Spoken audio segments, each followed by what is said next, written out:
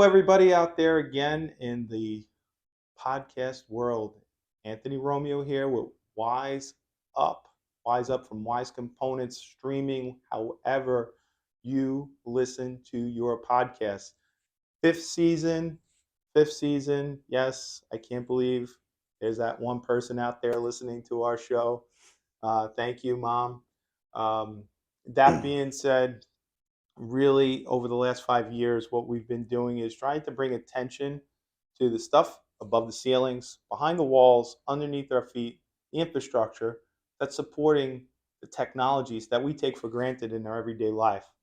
So, from utilizing our cell phone, going to the movies, going to buy something in a retail store, going out to dinner, all these things, the infrastructure supports it. Going to your doctor, the infrastructure that we talk about on this show is vital. It's a necessity to every vertical that you come, unless you're living under a rock. I might think about that. Although I was talking to somebody the other day, Wyoming's looking really nice. Nothing against Wyoming. So the gentleman to my left um, should need no introduction. You've been doing this a long time, Mr. Jerry O'Donnell. Thank you for gracing me with your presence and Thank you. inviting me into your home at Proterial in Manchester, New Hampshire. It's a little cold right now, but it's a beautiful, beautiful facility and place. I love the tour. Satchel was great. Yeah, he was.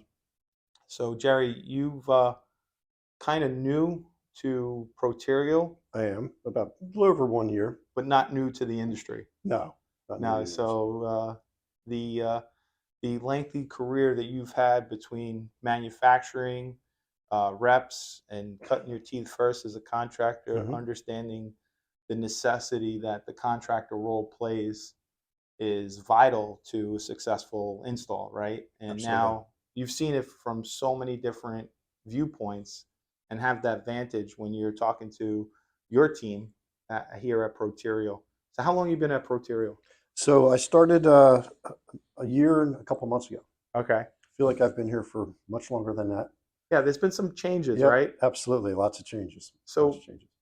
some people might not know Proterial. Where is that always been the name? No, no. So Proterial became our new name January of 2023. Okay. We formerly were Hitachi Cable, a division of Hitachi Metals. So huge company.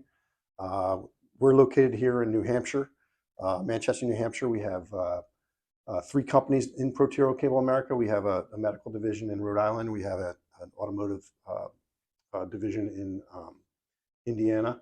And then we have our facility here in Manchester, New Hampshire. We make all of our cable in this facility. We have a new name, but we still have the same product numbers, same products, same engineering team. A lot of other changes happening for the better, but we have had a lot of change, and we can talk more about that as we go. But Yeah. absolutely.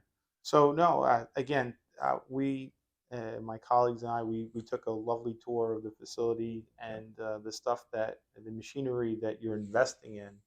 It's credited to how the future looks for Proterial, very bright, and I even pointed out like how well lit the plant is. And I've been on a lot of plant tours around the country, around the globe, and I have to say it was very clean.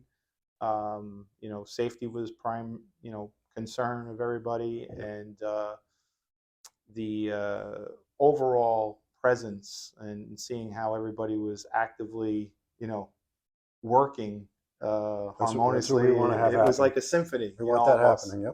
Yep. So um, now, for those of you who are not familiar with the Layer 1 IT infrastructure or the division that Jerry is representing here, for those of you who utilize a cell phone, ever want to utilize their desktop or laptop, the structured cable is so vital from supporting the antennas outside in the macro network to the cables behind your walls that you might be plugging into or utilizing the wireless connection.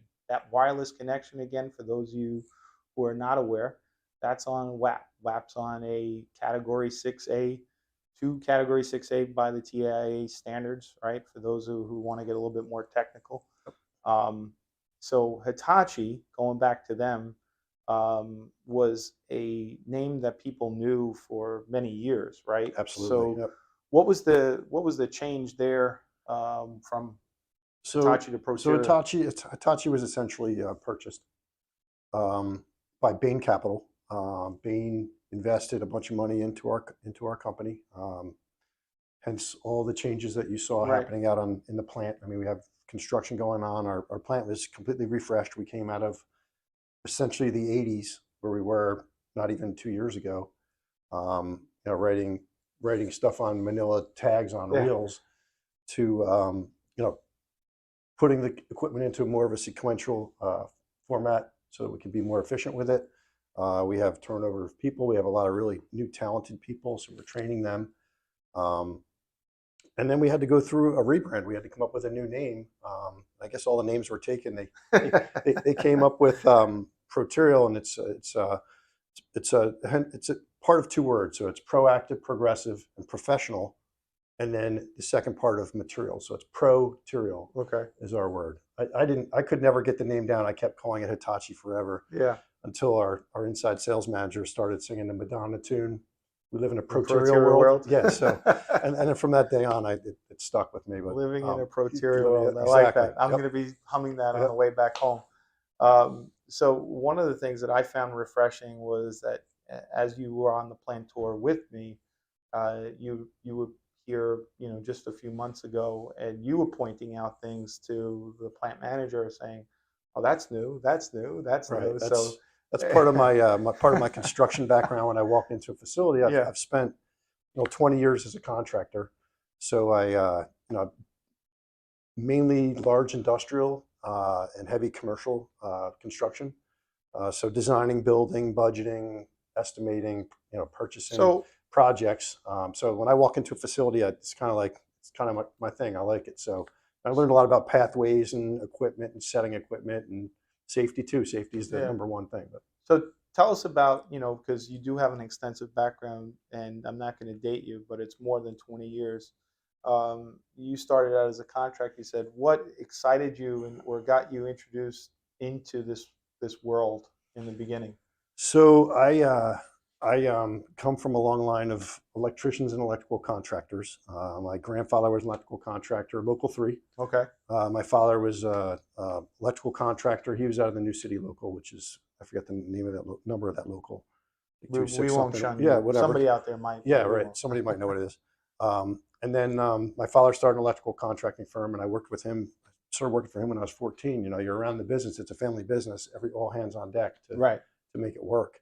And yeah, he had a really successful business. My brother took over that business, so now my brother runs that company. It's mostly heavy residential, like big communities type of power for communities like fit outs.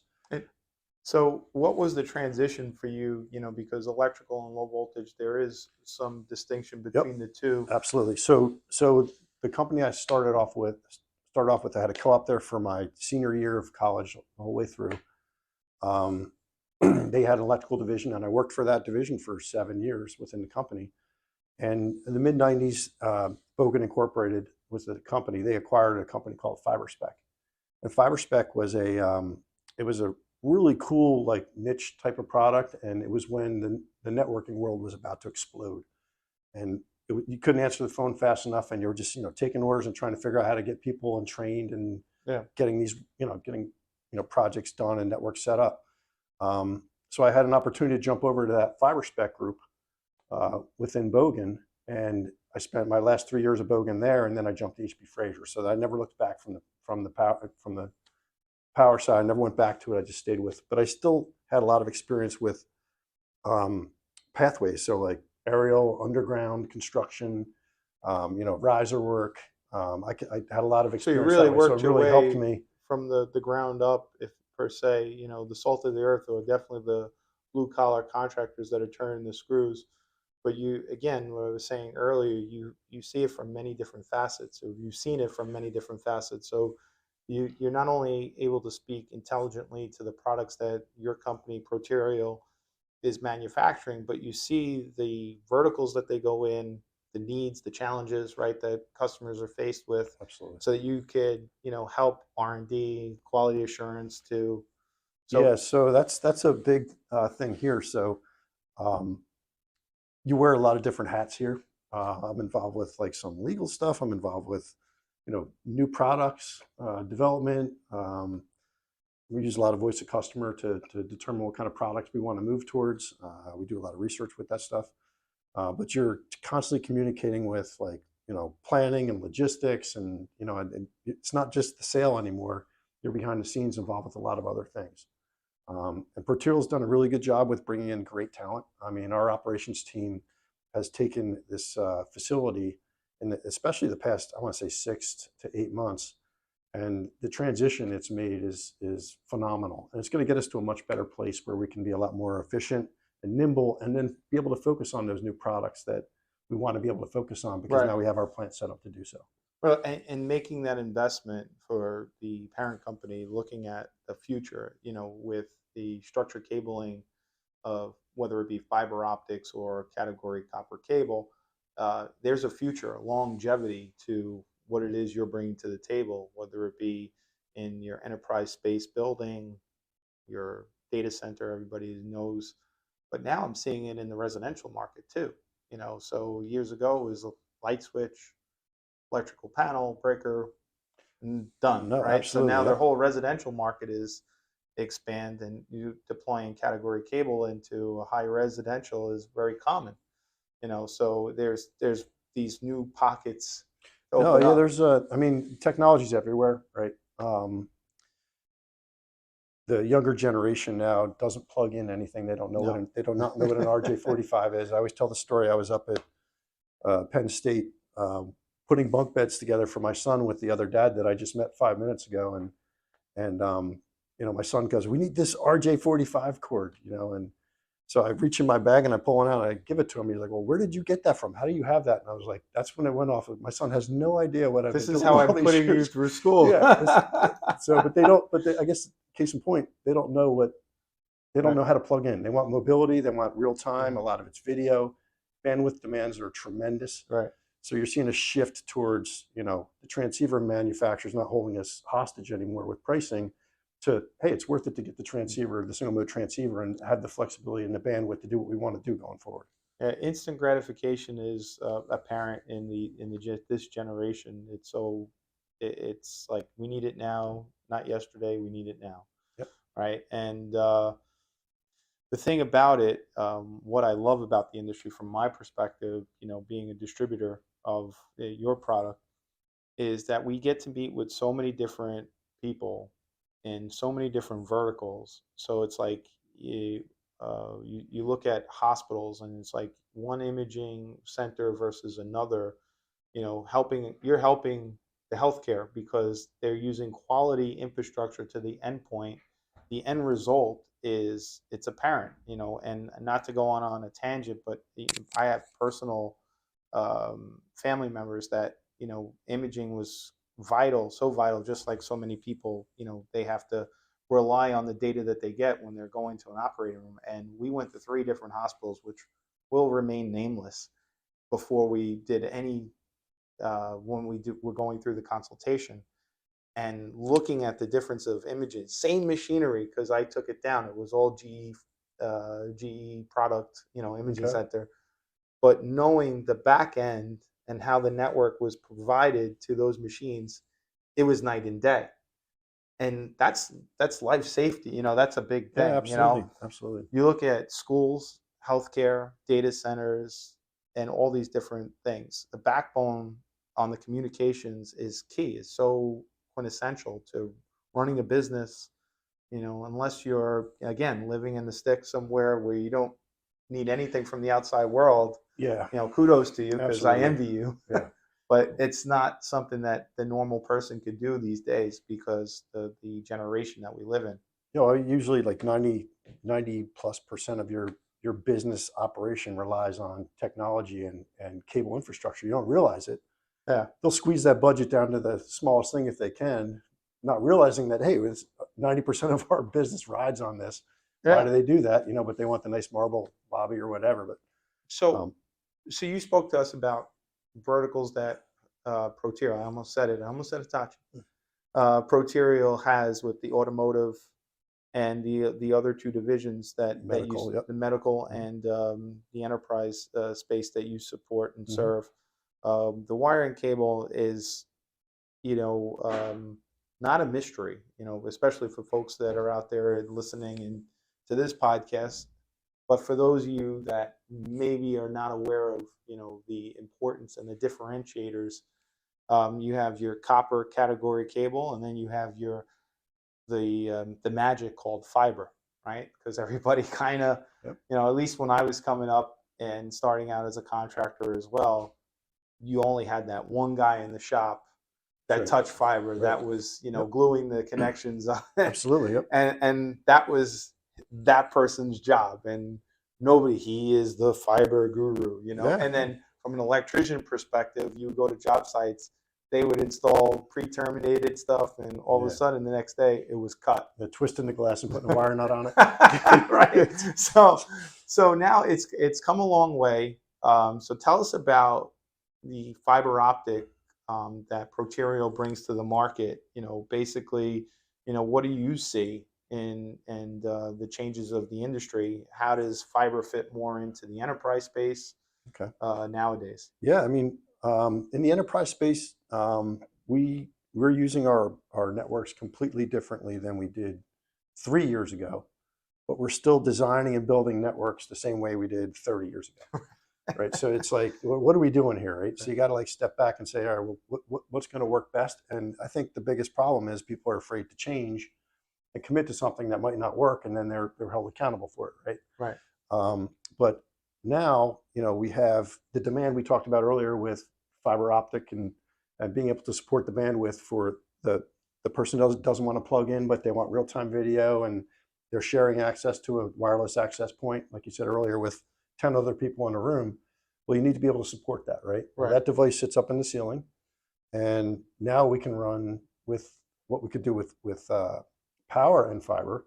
We could take a low voltage cable, a smaller cable, and go much further with it. So it's a hybrid. So it's a hybrid cable. So it's fiber and copper in one cable, and you can go up to 2,000 feet away now and support that device. So So rack to device. Now rack to device. you're removing a guard shack or some other. You could collapse several IDFs in a bigger building, Right. right? Now you just have one place for all of your connectivity. I have no this other points of failure. blank stare in my face Yep. because I'm like thinking of the calculations of the cost saving. So yeah, an IDF can cost upwards of $35,000 a year to just build, Right. and then you have your costs associated with maintaining that IDF going forward, your cooling, and then your power required, in that space as well, and then any kind of refreshes or maintenance and secondary switching you might need for that IDF, and then space. Now you took space out, have available space you So can real use. estate expensive?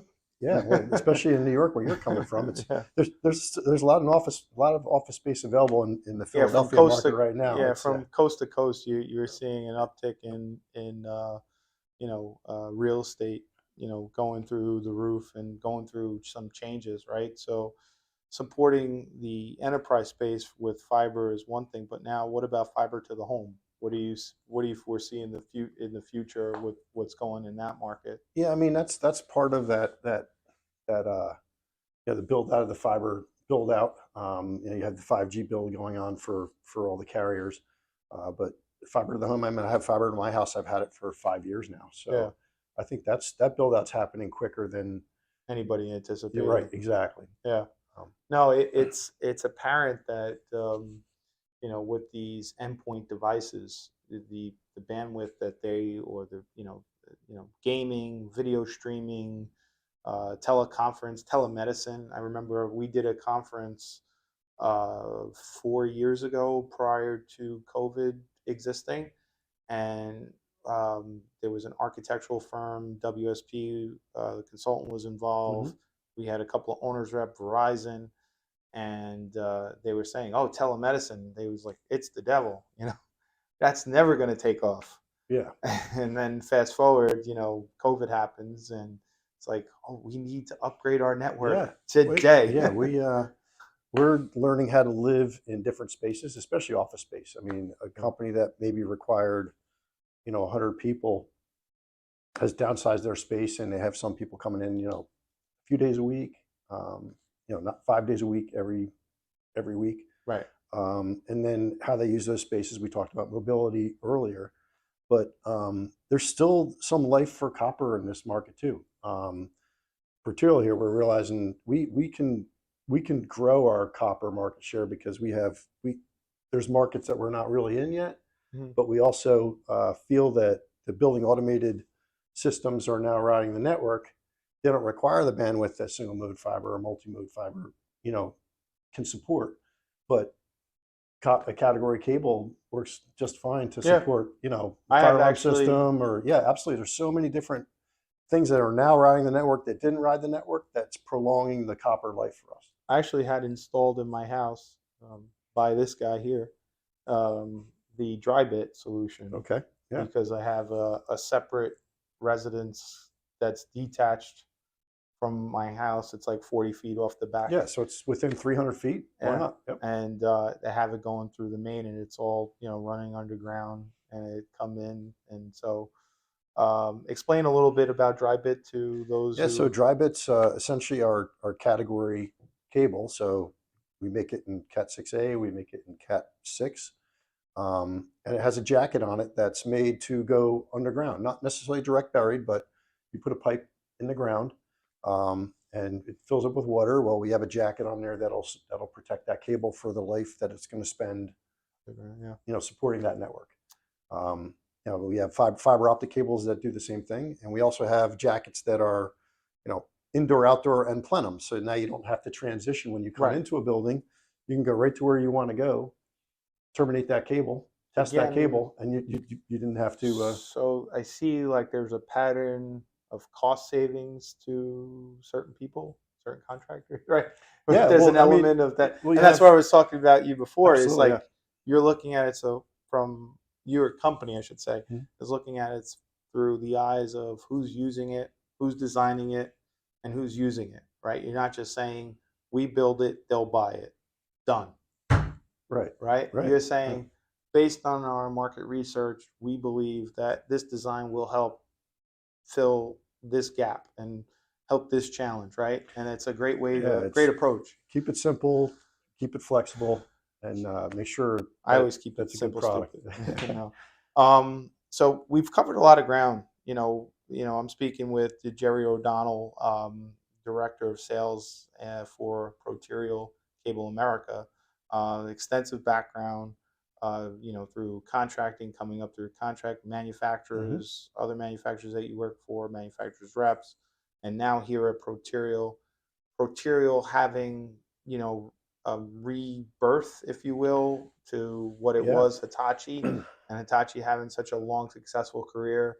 Bain Capital seeing the writing on the wall that this is not a dying industry, that this is something that they're going to invest in yep. because everybody's going to need it. And they're covering a lot of ground here, going over your extensive background in this industry that we all love to work in. Um, I myself, I had a mentor years ago, and he inspired me to do great things in this. And now I'm own a successful distribution company, as well as a 5-star rated podcast on Apple iTunes. Just saying, throwing it out Hey, there. Wise up, anybody. um, but now uh, there's so much that we covered, so much ground. Um Talk to me about, like, how do you educate the masses, both internally and externally? yeah. So you said something about mentor, right? Mentor mentee.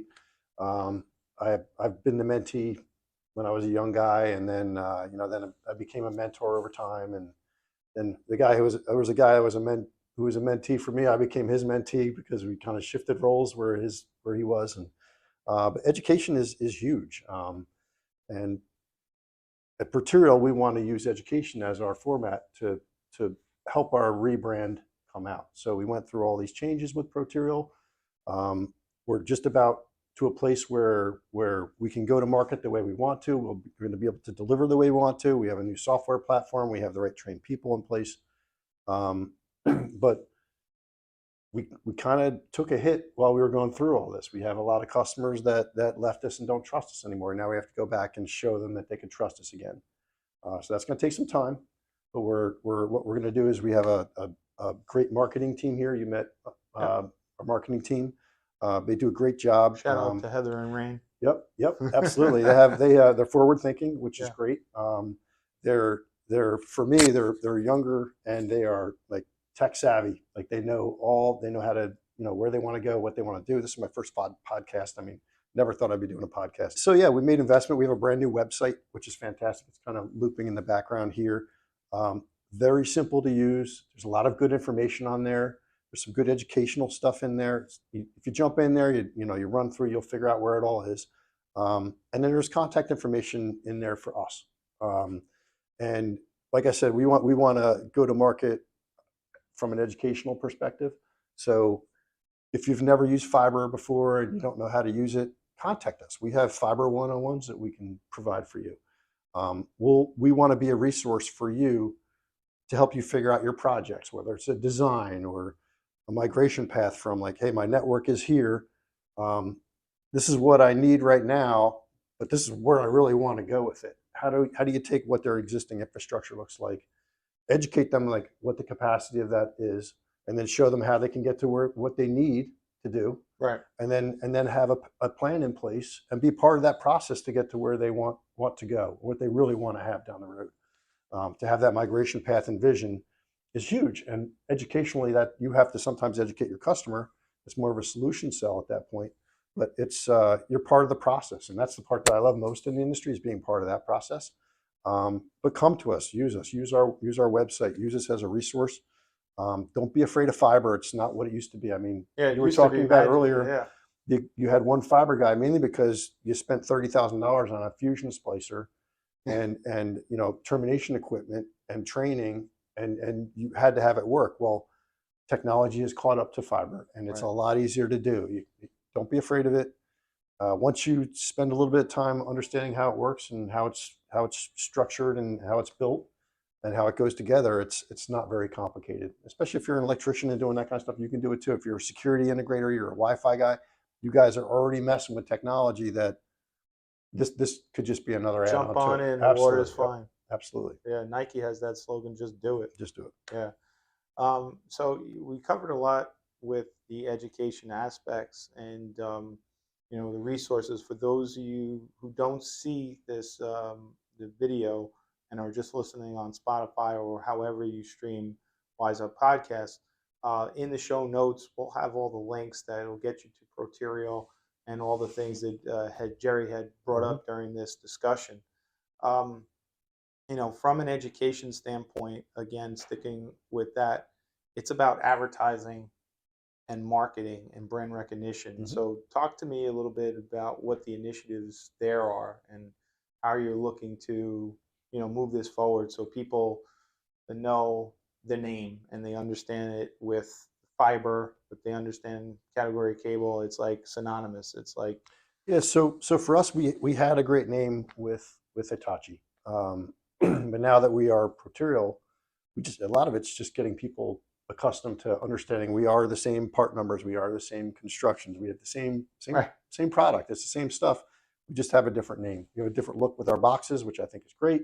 We're all USA made product, which is going to be great for us, especially with some of the government initiatives to go with US made products. We are there. I mean, we're 100% under one roof in New Hampshire. So and most of our stuff, I mean, majority of our stuff, there might be a couple things that are not procured within the country because you can't get them anywhere else.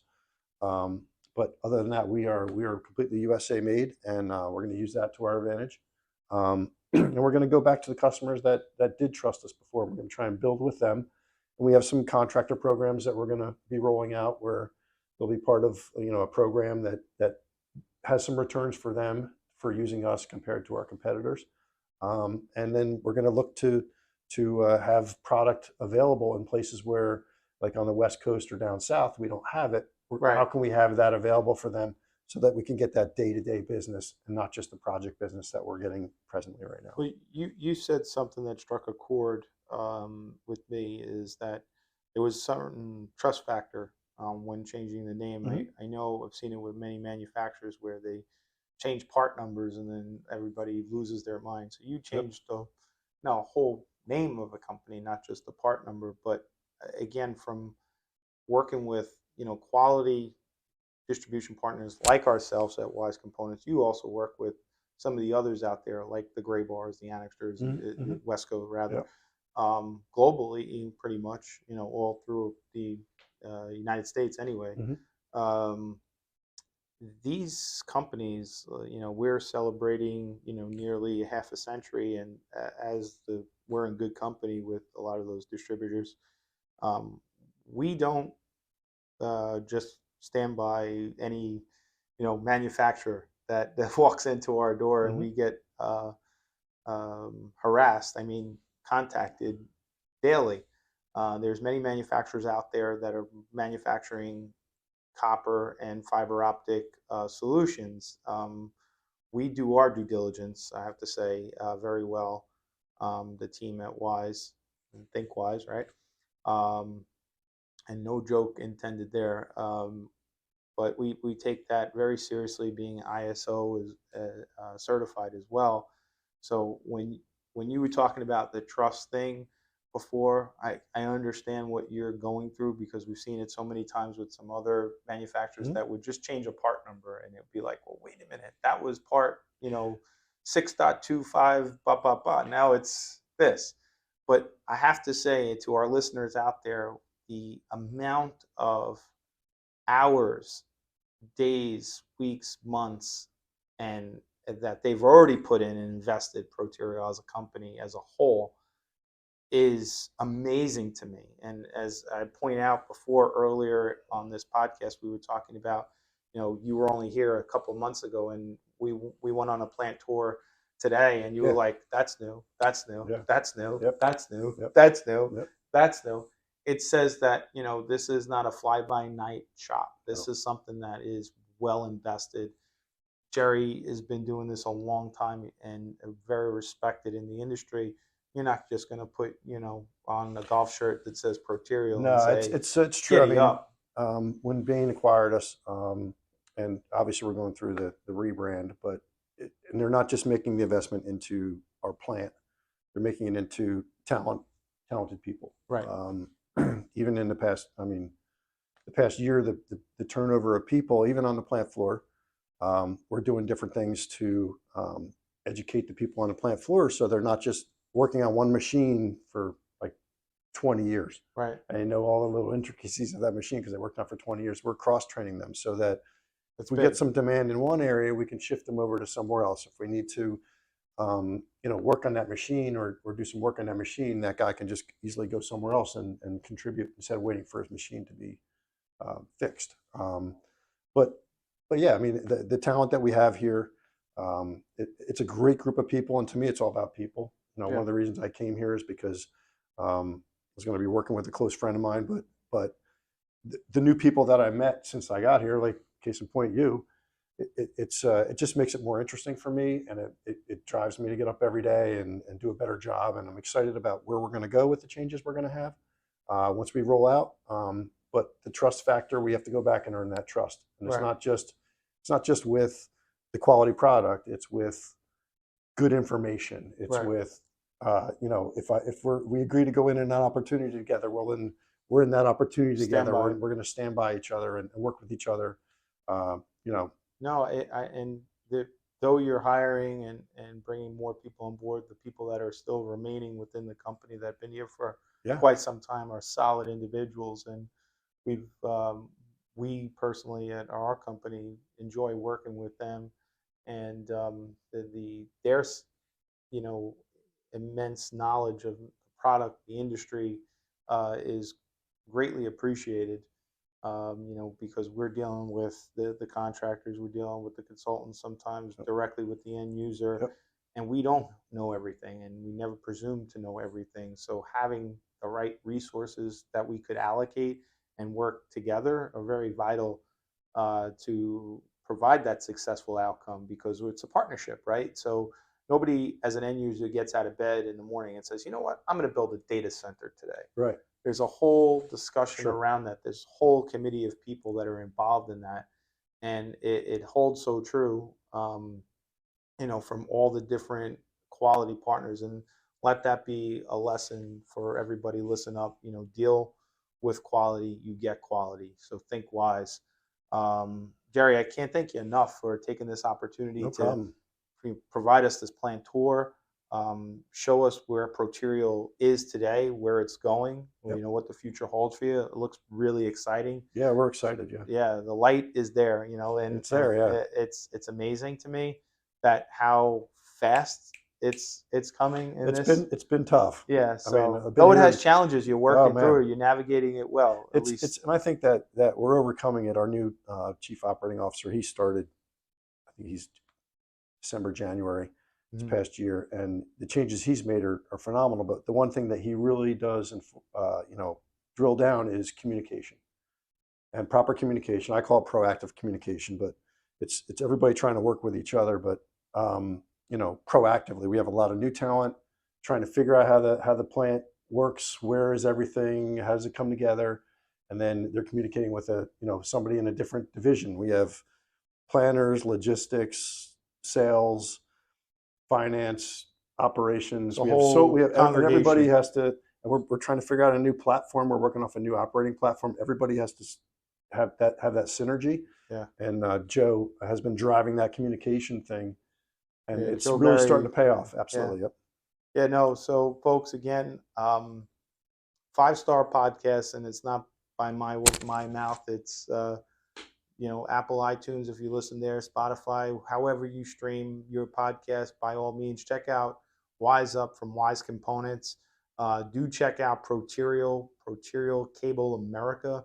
Again, check the show notes. We'll have all the links to what I've discussed today with the Director of Sales, um, Jerry O'Donnell. Again, extensive background. Thank you so much No for. problem. Thanks for having me. Thanks for Yeah, coming up. yeah, no, I'm this glad you is came this up. has been a great trip, so I appreciate it. Absolutely. All Thank right. you.